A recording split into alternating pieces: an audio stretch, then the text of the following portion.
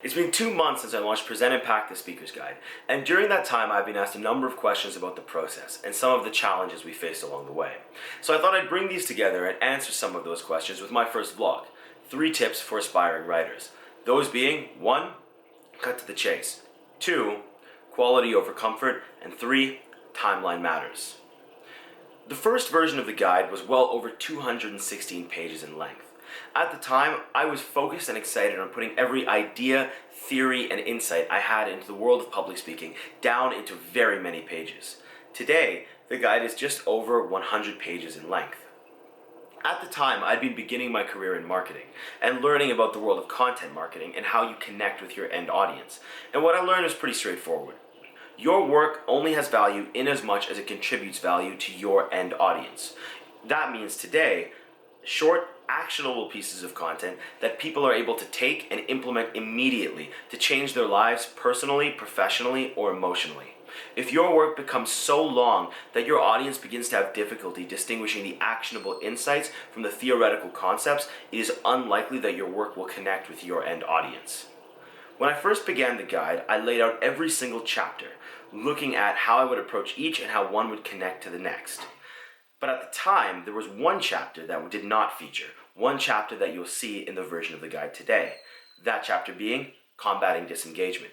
It took over 6 rounds of editing from 2 different editors, rewrites from yours truly and my graphic designer going through the entire work and putting it together, for me to realize that we were one chapter short, that there was a gap in our content when moving from understanding and analyzing disengagement based upon what we see in our audience and combating that disengagement to re-engage our audience.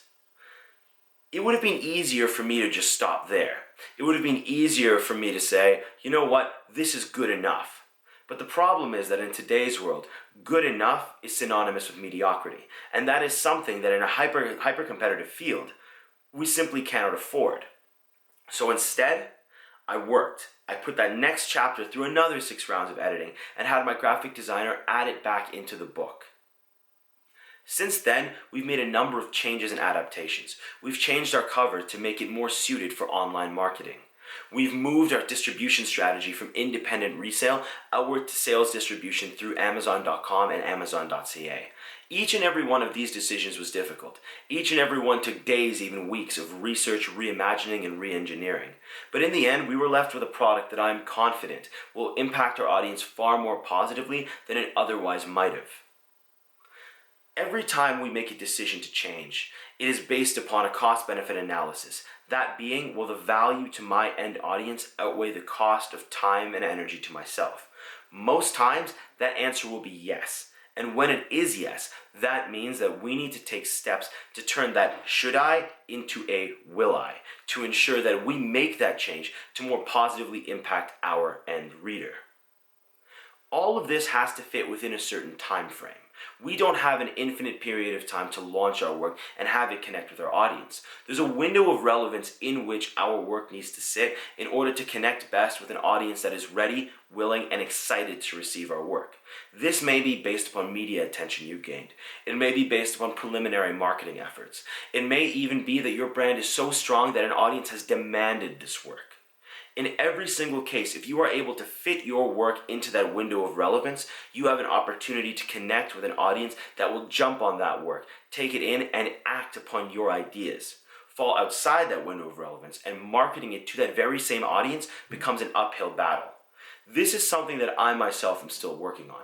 It's a balancing act between making sure you have actionable content at the utmost quality and falling into the right window of relevance to connect best with your audience. It is a challenge that every single author will face and does face. But when we overcome that challenge, that is when we have an opportunity to truly connect with our audience.